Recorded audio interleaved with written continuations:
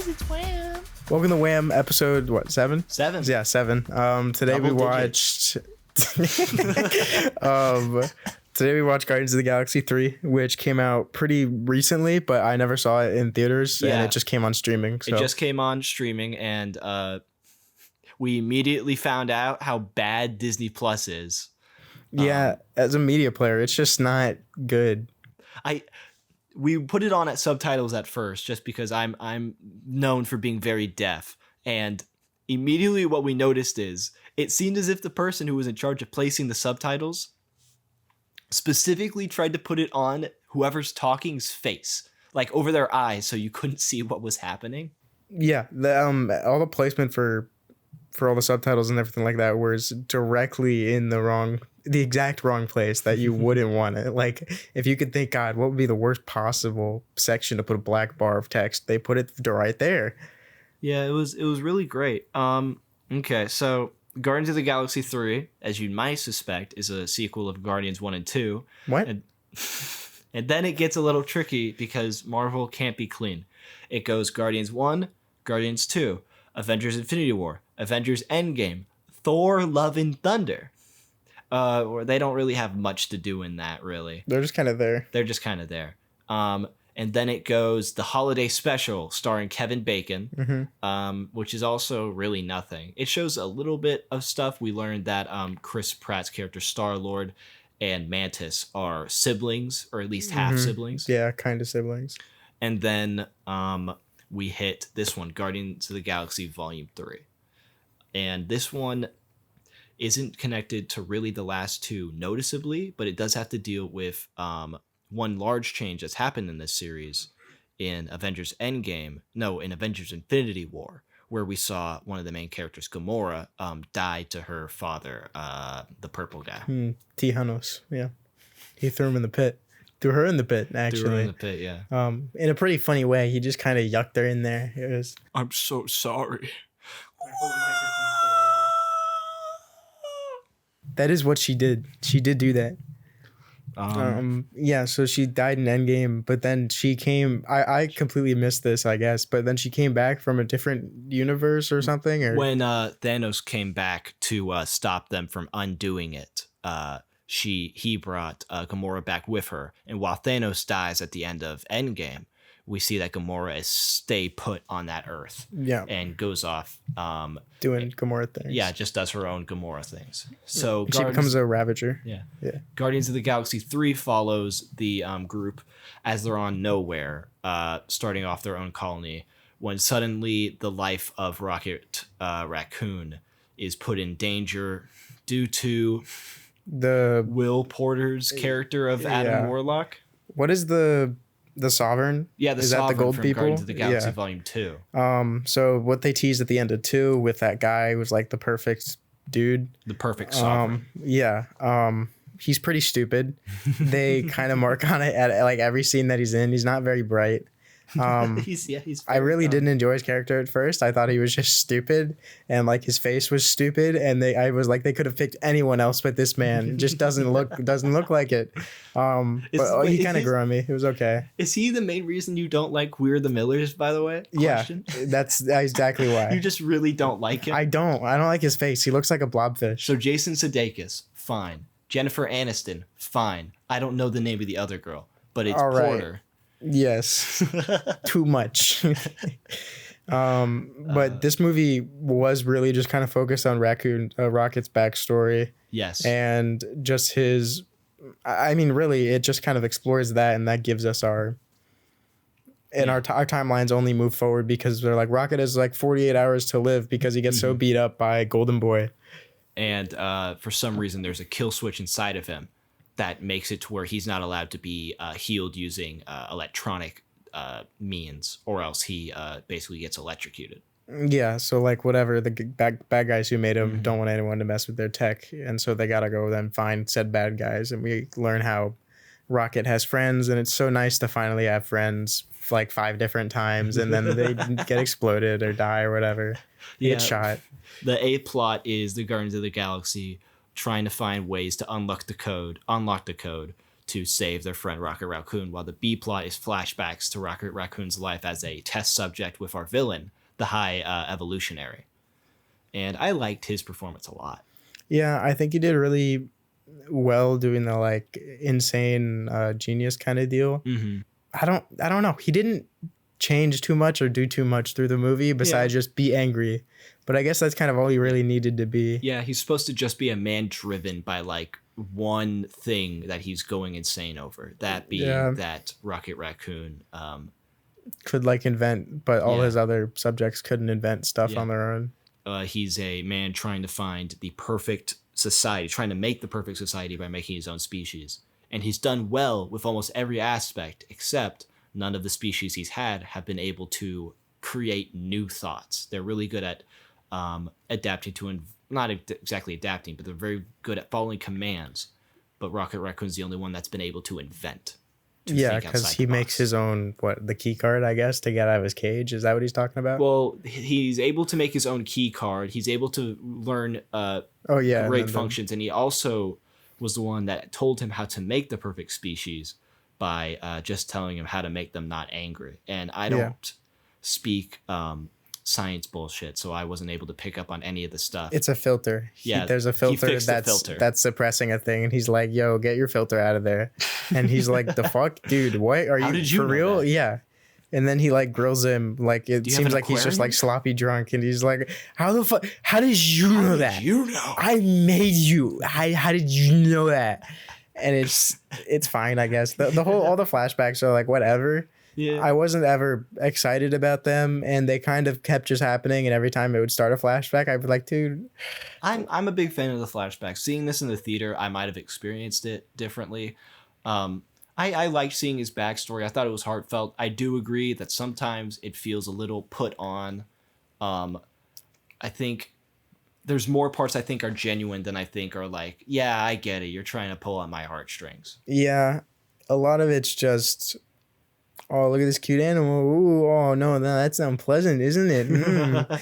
And for like, I'd say the first half of the movie, most of the flashbacks, I was kind of like, whatever. It's like, cool, you see his origin, I guess, but I already thought he got like, whatever, experimented on and all that. So this is nothing new. Yeah.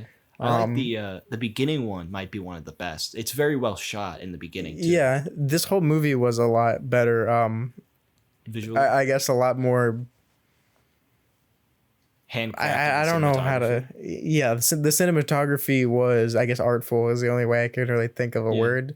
It looks like they put effort into thinking about like what each shot was going to be and how it would feel versus just kind of going with, okay, we need to see this and then this gag where they fly across the screen, so we got to go a wide shot and like just whatever. But one style I kind of really liked in the cinematography, I want to see if you picked up on it. There's two things. One, or maybe this is the same thing. They like doing, I want to say stabilized shots on characters where you sort of had it at a wide angle at a low millimeter and you had the camera stationary around them while they're moving. Yeah, all the 0.5 shots. Yeah, the 0.5 shots. I got it. I really like those. You see that a lot when you see Adam Warlock flying. Yeah, he looks stupid. It was just so funny every time. Every time he looked like that, it was sometimes it was cool, sometimes it was funny. Sometimes it was Black Adam, like every time. You see it sometimes with the fight scenes. I think the first time we're introduced to it is when Adam Warlock just flies through Rocket's room and grabs him, and you just see Rocket go, ah! Yeah, he's just screaming as he's flying back. That whole scene was really good. But then Adam flies through that wall and he's like, whatever, heat-seeking missile, knows exactly where Rocket is. And then Rocket climbs under a bridge and he's like, where did you go? And what? Squirrel. Yeah, I don't. Yeah. His character is really stupid. Like they just made him, they were like, okay, this guy's going to be like too cool. If we like actually do him, we got to make him dumb. That is true. Because Adam, like the character, isn't he like fucking like Captain Marvel, but man gold? Adam Warlock is... I think a creature designed to hold the Infinity Stones is what I know him from the comics. Yeah. I will say I have the Infinity War set, and I was there when I bought it with you years ago. I thought you were gonna say I was there in Infinity War, and I was like, wow, dude, that's pretty crazy. No, I bought the set that Adam Warlock is introduced in with you in Galveston. Oh yeah. And I'm going to admit I've never read them. Dude, really? Still? I'm on I, Dude, that was like years ago. I will read it. This is probably my call to read it. Yeah, I've been this isn't related. I've just been reading the Miles Morales ones. The Ultimate Spider-Man Miles Morales. I'm finishing up the third like collection right now for Nice. it. It's been pretty cool. But either way, back to Guardians. I think one thing we kind of talked about while the movie was going through, the music choice in this. Yeah. The songs themselves were fine. They were all pretty good songs, Yeah. and they all were popular and had a pretty good beat and whatever. Yeah. Most of them fit with what they were doing, Mhm. but at least with like beat and tempo kind of. But they made a conscious choice to have it so like you're listening to music while these actions are happening versus these actions happening to the music. Yeah, it's And not necessarily. I've never noticed that as strong in the other movies, which I'm sure it is there, but this one it was really obvious, I guess. Yeah. It's sort of the difference between, I guess, the two sets of using music in movies. And there's usually two categories. There's Tarantino and there's Edgar Wright. Edgar Wright's really good at timing things to the beat and making it very stylized in that way. While what Tarantino often does is he has it in the background for thematic purposes, and it also is just really cool. They went more with the latter route, and I mean I think that's really fitting. I'm a bit disappointed in the music choice, just because all the movies he's had, we've seen him do stuff like this in Guardians 1, 2, and then also the Suicide Squad. I thought there was great music choice, and I still think there's good music choice in this. But losing the 70s and 80s feel, I think, did in fact hurt it a little bit. Because its identity isn't as, I guess, realized maybe because they were so recent. Like at the end of the movie, we moved into 2000s music. Yeah, at the end of the movie, we did. Even though we all know the 2000s music, and we're like, oh yeah, that song, it doesn't have as strong of it as an identity because at least us as a generation don't look at it in the same light, I guess, in the same limelight versus that we do with stuff like that. If I might be wrong on this, but I believe Guardians of the Galaxy 1 plays a lot into 70s music, and then the second one plays a lot more into 80s. It might stay at 70s, but I felt as if this one, with the zoom that they have, is supposed to feel more 90s, right? Mm-hmm. I think they shied away from what I think of as 90s music. I think they went for maybe some easier choices. They did some Rob Thomas. They did some Beastie Boys. And that is pretty strong in there. But when you hear sort of indie songs that he puts in there, that James Gunn has like a large collection of music he likes. When he goes into that, the indie music doesn't sound 90s, even though it might be. Yeah, it's just not as iconic as a lot of them. Which... I think it's good that they shied more away from the music because the music was such a strong identity with it. I mean, the beginning credits of the second one with Mr. Blue Sky, like that whole opening credit scene is it's like made for Blue Sky and everything. That's true. And you're running through it and going through all the credits with Groot, and then there's like pauses and everything. We did something similar in this, though very calm down, very wasn't it the Rockets opening? Yeah, with Rockets opening and just the introduction to all of our characters in Nowhere and understanding who they are as characters now, we get it played to Creep by Radiohead, at least an acoustic cover. And that, I will admit, is pretty 90s. And I think that was a very good scene, and I liked it. And I just don't like that music. I just don't like that song, but it worked good for the scene. That's fair. But I don't know. I didn't like just seeing him like walk around calmly, but like I guess they didn't really have any conflict to think about after the last movie. Yeah, that's really true. They just sort of wanted to show they were chilling. Yeah, they're sort of calmed down now. They're sort of leaders of Nowhere. They're trying to get it better. I guess after the stuff from Endgame, I do imagine that there's such a hole in all that Guardians could just be like, hey, I guess we're mayor now. Yeah, that it works kind of. Yeah. For pacing wise and the length, what do you feel about this movie? First time watching this. This was my third time. I thought it was a little. Yeah, I watched it 2 times in theaters. Once with friends, one with family. First time I did think it was a little long, and I thought, okay, I think what kept it very long is a lot of exposition. There is a lot of stuff where they're like, it's been a while since we've had our own movie. We should really let our audience know what's happened. And I think they are trying to keep this series, James Gunn at least, is trying to keep this series as by itself as he can. And I'm sure that's like that seemed like he was trying to do. This was one of the first projects where it was disattached from everything else. So a lot of exposition is needed if you still want to keep that connection. Yeah, I think it made sense. They made sure to emphasize what character development they had. Like at the end of the movie, Drax turned into, they're like, I saw who you are today. You're not a destroyer. You're meant to be a father or whatever. Like stuff like that. And then Mantis leaving and Peter leaving. Yeah. And so this whole movie was kind of, I think, just their arc and all their character growth kind of coming to a close. And I guess, yeah, those arcs coming to a close and then something else to happen in the next movie. Probably Peter continuing to move on over Gamora and finding someone else or something. I'm sure we'll be in Guardians 4. Well, I will say, James Gunn has confirmed that this is his trilogy. He's never coming back to the Guardians, and he wants it to stay put. If that's going to happen, it's a completely different thing. But I do think Disney would look at this situation and go, this movie was carried by James Gunn's style. Like, that is why it was successful. It would be hard to get someone to do it better than him. It's better to sort of use side characters like Star-Lord as we continue and maybe not bring the whole bunch back together. Yeah, they can probably do a Star-Lord movie. I wouldn't be mad at that, but I don't know what he would do because his character is so defined by the group that he's with. That's really true. Like in Endgame and stuff, he felt so out of place because he'd be like with Captain America and Thor and stuff. And Thor, he'd be like joking that he's not like as manly or whatever. Yeah. And that's just not... That's not his group, I guess. He had a great dynamic with Iron Man, but he's dead. Yeah, so that really doesn't help a lot. Peter helping some of the Earth people, I guess I can see that. I wouldn't want him to like join the Avengers or like anything like that. But at this point, are the Avengers even a realized group in the current MCU, or are they just like all fragmented? What is the... I don't think there really is an Avengers right now. That probably might be some conflict in the future. I've heard in Secret Wars that Nick Fury, they're like, oh, why don't you call the Avengers in or somebody? And he's like, no, this is personal. I have to do it by myself, which is stupid. But I don't know. No. There are the Avengers. It's the like Captain Marvel, Miss Marvel. That's all the new people. I'm saying. Okay, yeah. There's Captain Marvel. It's the Marvels, and then there's some new people, but I think they're all supposed to be in the new Avengers roster. Okay. And then like whatever Hawkeye's kid who is Ronin. Kate Bishop. Yeah.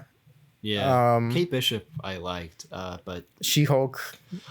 Oh my God, are we getting She-Hulk again? Dude, I'm so excited for She-Hulk. Oh, it could be cool. It could be fine if they just did better. I never kept up with She-Hulk, but it seemed okay. It seemed more episodic at least than other shows, which did. They were self-contained because they were like an hour long, I think. Yeah, that's fair. Yeah, they were more self-contained, but also it was bad. Yeah. If they write it good, I'd love it. Yeah. I think that the MCU is going to get harder and harder to keep up with, and I think it's good in some cases because they're going into niches now. They're trying to find a demographic for each superhero. Like Blade. They're doing Blade again.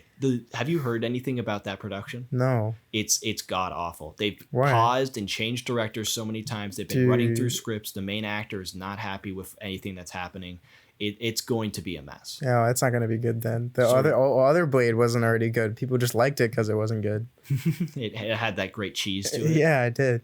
I'm kind of excited. Not really. I was gonna say I'm excited for where the MCU is going and like the change that they're kind of doing if they continue with things like this movie, which is like a different tone that's not wacky, goofy all the time. Because this movie did have those moments that were really, really silly and over the top, like we've had in other movies like Love and Thunder.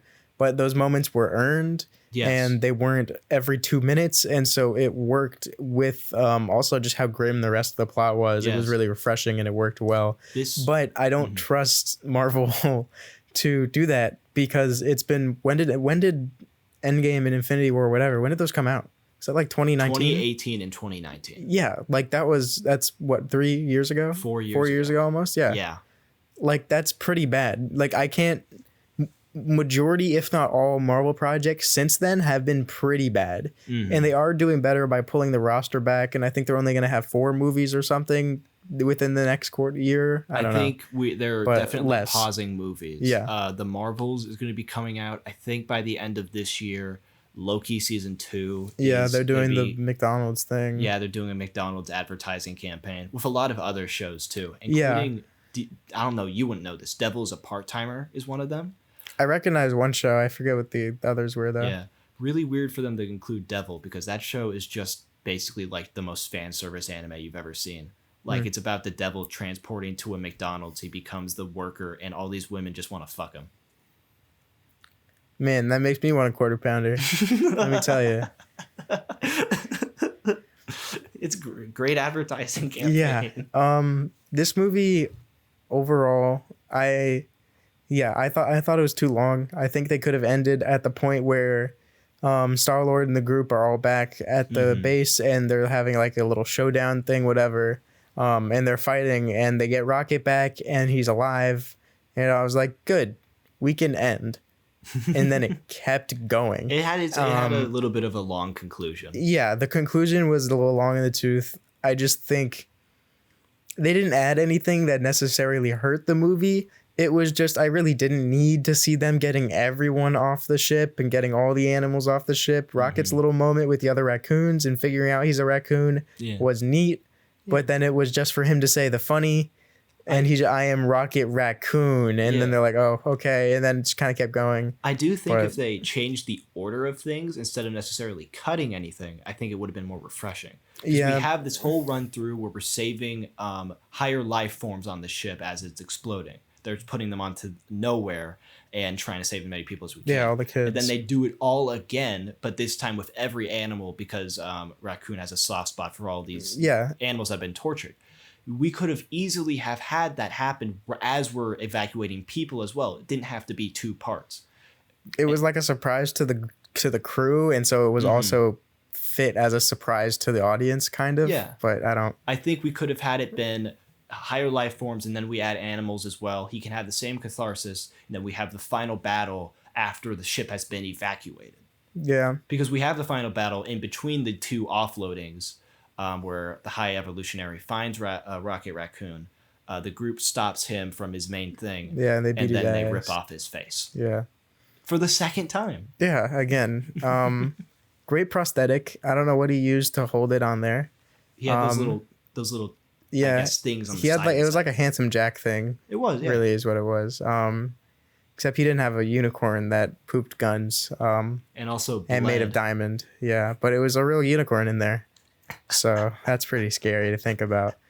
But overall, I mean, do you really have anything else you want to say about this movie, or do you want to rate it? I can't think of anything that sticks out to me. I mean, I want to talk maybe a little bit about, do you think this kind of direction is going to be great for DC? Because now we have James Gunn as the CEO of he's playing peekaboo behind a pillow right now. Sorry. Okay. Yeah. Do you think James Gunn is going to be good in this sort of capacity? Seeing him at this current movie, do you think he's going to be good for leading all of the DC universe? I think he can do well, and I think he does well with the action and, giving a little to both with action and comedy and keeping it light while still moving us forward and having some sort of grit. But I am nervous that too much emotion almost would be brought into it, which I don't want emotional superheroes. Superheroes can have emotion, but I don't want them to be mourning the whole movie about Gamora. I get that. Kind of, which... It wasn't bad, but I don't want it to be all of them. I get that. And that's my only really concern. But besides that, with pacing and action-wise, I think he did well. Okay. Do you think he will do good for the next movie he will be doing with DC, which is Superman? He's going to be doing the reboot for Superman. He was writing and directing. Is it like are we going to see origin, kind of? Or he do we said not know? It's not necessarily going to be an origin. It's just going to be, establishing, I've been doing this for a while. Sort of thing that we've had for a lot of heroes right now, because we're sort of realizing if we're going to be rebooting, we know everything that's happened. The general audience knows these characters. Just put them in. Yeah, okay. I'm fine with that. I don't know. I've never really been into Superman. I hope he can do it well. Yeah, I don't know. I hope it is good, but I really don't have a lot of opinions on it just because I don't even think I've seen any of like the Man of Steel movies. That's very fair. So Do you hope it's going to have the same flying sequence as we saw with Adam Warlock? of course, yeah, that's really my mainstay. I'm really waiting for the .5 shots to roll in. That's all I'm excited about, or Nick Cage maybe, but that's in a perfect world. Yeah, I don't think I have much else to say about it then. All right. Honestly, I'm gonna give this movie just for how well it was shot and the cinematography was, and a refreshing amount and show of restraint for the comedy. I think a solid 3.5, close to 4. I'm gonna say 3.5 though. Okay. I think for me, I had thought that there were a lot more issues in this when I first watched it. I gave it, I think, a 3.5. I sort of thought mostly about exposition and like, oh, that's weird that people say that. But the more I watch it, the more I pay attention to the more heartfelt moments, the more I pay attention to cinematography, I start rating it higher. And I think about now, I'd give it a 4. I don't think it's necessarily an exceptional movie. There are exceptional movies outside of comic book movies, I'm sorry to say. But I'm always going to be a sucker for comic book movies. And I really enjoyed this one. Yeah, that's true. And then, I mean, compared to The Graduate, our movie last week, what would you rather watch on a Saturday? It really depends. I don't think I could watch this movie in the background. I think I could watch The Graduate in the background. That's very true. That was something I think that older movies did really well with. Yeah, they were you could kind of jump in a lot. Yeah. But yeah, I mean, that's all we really have to say about this movie. So news-wise, do you have anything else that's new you want to kind of go over? I know a lot of stuff's been going on about Deadpool 3, you were saying earlier. A lot of stuff has been happening with Deadpool 3. There's a lot of leaks happening in Marvel right now. My opinion is that they're internal and they're doing it just to make sure that there's some press happening. Some talk, yeah. While SAG-AFTRA is still on strike and they're not allowed to be doing tours for Loki Season 2 or for the Marvels. And obviously Deadpool is paused for production. We're seeing leaks saying that Hugh Jackman has been in talks with Kevin Feige over joining Avengers Secret Wars. We also had the same thing with Andrew Garfield possibly joining. And then speaking specifically on Deadpool 3, there are some leaks that Taron Egerton, well known for his roles in Tetris, Kingsman, and Rocketman, will be coming in as a variant of Hugh Jackman's Wolverine. Yeah, baby. I am not a biggest fan of having multiple variants in a movie. I want Deadpool to sort of just be a transfer of multiverse. I want it to be sort of quick and put into it because I'm not a big fan of Deadpool because he travels multiverses. I just like his action and comedy. However... So you just kind of want him to be there? You like don't talk about it? He's just here? Maybe. Kind of. Well, I'm saying more just like, all right, he's here. Don't worry about it. They're going to make a big deal out of it because we've seen photos on set where he's fighting Wolverine on the destroyed building of 20th Century Fox. Have you seen those set photos? No, I don't want to, but that's cool. Yeah. Yeah. They're going to make a big deal out of it. I trust Ryan Reynolds' comedy. He hasn't failed me in the last two. But or his Mint Mobile ads. Really good stuff on those. Yeah, I like those. I am, however, afraid of what Kevin Feige might do to censor or calm down this movie. And I'm not necessarily like, Deadpool has to be raunchy. He has to make fun of dying kids or something like that. He does, I think it helps. To a degree, that's who Wade Wilson is. Yeah. He's he face fucked the topographical map of Utah kind of guy. You know, it's just he was that other guy in the Emoji Movie. Was that Gene? Yeah. Yeah, TJ Miller's the same guy from the beginning of Deadpool, and I think he has some allegations against him. No. I don't know what they are. I don't know what they are, but I'm sure he does. That's I don't know what they are, but if you get an invitation to like go to his barbecue, I'd say cover your drink. Yeah, just keep safe around him. Keep safe, yeah. There is some more superhero news. I know you're going to love this.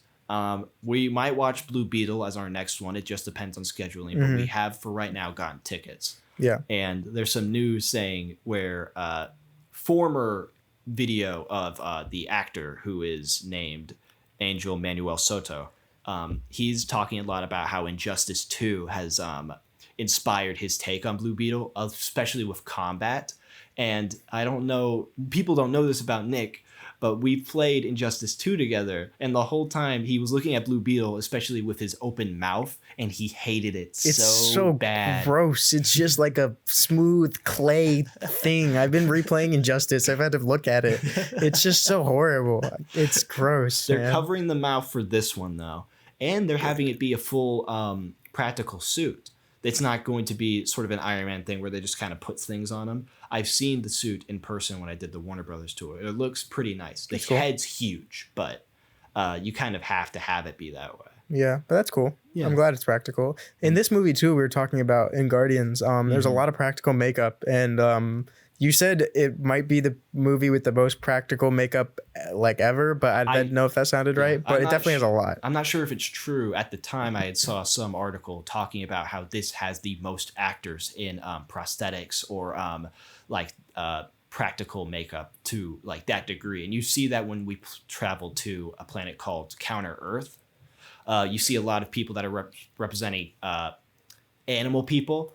And they're all in practical suits. Maybe some of them aren't. I think some children are CG because they don't want to have those kids in those. Like that many kids, yeah. Yeah. But there was a lot of, now that I think about it, a lot of the numbers were probably just like all those citizens and then all the kids sprinting at the end. Because I assume like we're going to put 4 lines on your face. So that counts, right? 4 lines on your face. So I think they did easy dye on their hair to make it white. And then they just had them wear white clothing. Yeah, but it was a lot, and I'm really glad that we're seeing a move back towards more practical effects, not necessarily all of it being standard, but I'm glad that studios are listening more now to the oversaturation of CG stuff and the overworking of artists to move more towards the like a realistic goal, I guess. And that kind of ties into what's the game? Baldur's Gate. Yes. That just released, and Baldur's it's Gate getting 3. Like amazing rave reviews. And so many studios are mad because they're saying this game is too good. Don't expect work like of this quality from us. And so the game's getting a lot of hate from other developers like that because they're like, there's no way they could have made this. And that even happened with the new Legend of Zelda, Tears of the Kingdom. Yeah, I think they were like, God, they must have like workshopped this physics engine for years. And like Tears of the Kingdom was basically done when it was revealed. And the years later, it was all just tweaking the physics engine, bug testing, stuff like that. But I'm really worried that doesn't happen in movies and entertainment because if a great movie comes out, I don't want them to be, oh, well, that's way too good. You can't expect that kind of work from everybody. It's one of the few things where they like, if a movie does bad, they blame the audience. They're like, oh, you guys just don't get it. So many directors are doing that right now. They're just blaming the audience. Well, they sometimes blame audience. A lot of the times they blame critics because they try to get a campaign where they can blame someone for you hearing bad reviews. But it's not the common people. It's the elites. And one movie that I really want to watch did this. Gotti. When Gotti got horrible reviews, they started putting out actual ad campaigns saying the critics put a hit on this movie because it's too good for them. I thought that was hilarious. Is it good? No, it's horrible. Gotti's horrible. Damn. It's really bad. I want to watch it. That's so bad. Funny. And they just totally were like, they're being mean to us. Guys, stop them. Point and laugh. The secret government is trying to stop you from watching this movie. The man doesn't want you to know about Gotti. Sound of Freedom, which was a movie recently, they didn't necessarily do this, but they did do something. A lot of fans of it did something where they're like, this movie is getting some controversial reviews, but how can you hate a movie about stopping a pedophile ring unless you're a pedophile? Which is checkmate. And then I remember when that movie came out, so many people were like, oh my God, the theater wouldn't play it. The sound was all muted the whole movie. They kept the lights on the whole time. Like stuff being like, they're trying to make people not see this movie. Like, it might have happened that there were a lot of issues during it. I think a reason for that is just you're now looking for something. Because this kind of stuff happened recently with Oppenheimer. When they first showed the 70 millimeter at, I think, the Chinese theater played upside down. And then they had to fix it. They're like, shit. Dude, I would hate to be that guy. Dude, that's a bad day. Fuck. It has an up arrow. I remember. You know it has an arrow that says up, dude. It tells you where. Yeah. I remember somebody in the audience, I think this might have been just them joking, but it's like, man, when it started and it was upside down, they had said, man, that's a really bold take by Christopher Nolan. It's a really bold take playing it upside down, dude. I Yeah. did something similar with our friend Clark. Tell me if I've told this story already. When we were watching The Irishman on his TV, I had turned on audio description for like, people who are blind. And the whole time it was just somebody basically narrating what you were seeing on screen. And for the longest time, Clark had thought, man, Martin Scorsese is being really experimental with this one. Just thinking that it was in the movie like This is that. how it is. That'd be kind of cool, but no. I mean, yeah, I don't really have any news this week. Besides, writer strike still going on. Was there anything new with it? I think my dad was saying something like that. They're negotiated something new. They're negotiating some things. What they're doing right now is they came out with a statement. WGA, the Writers Guild, they said we're in negotiations right now. We've made some ground with what we want. What we're going to be doing right now is we're going to be cutting down on some communication about what's happening, because it's a lot better for us to keep working with them if we can have these conversations without necessarily trivializing or commercializing it. We're going to keep having these conversations. We're trying to gain some ground. We've done some good work so far, and we'll just see where it goes. And I'd be very hopeful if they got a deal in the next few months. But right now, the timetable is still expecting October.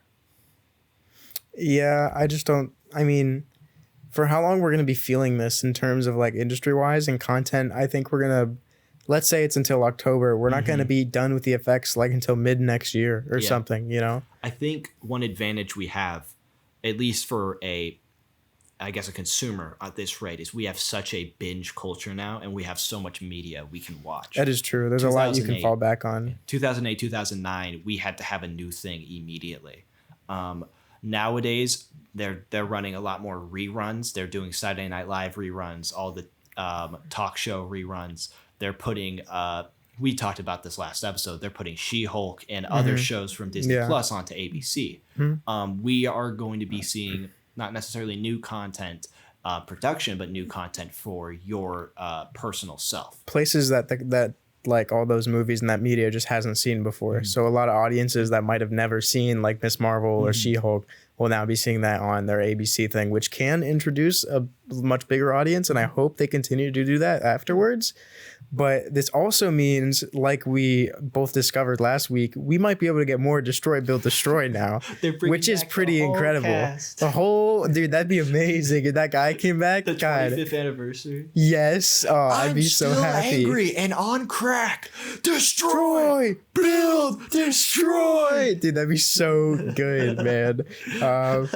But yeah, that's really all we have to talk about this week. Yeah, I mean, that's going to be it. We're going to be running some more stuff this week. Blue Beetle, we're going to try to be recording soon. Yeah. And next up on our table might be Gotti, might be something else. We're not the greatest with plans. No, we got a few ideas, but for sure, at least in the next week or 2 weeks, we're going to be having Blue Beetle. That should be coming, as well as some other movies we're thinking about right now. Yeah. This has been WAM. I'm Nick. I am Nolan. Thank y'all for listening. See ya.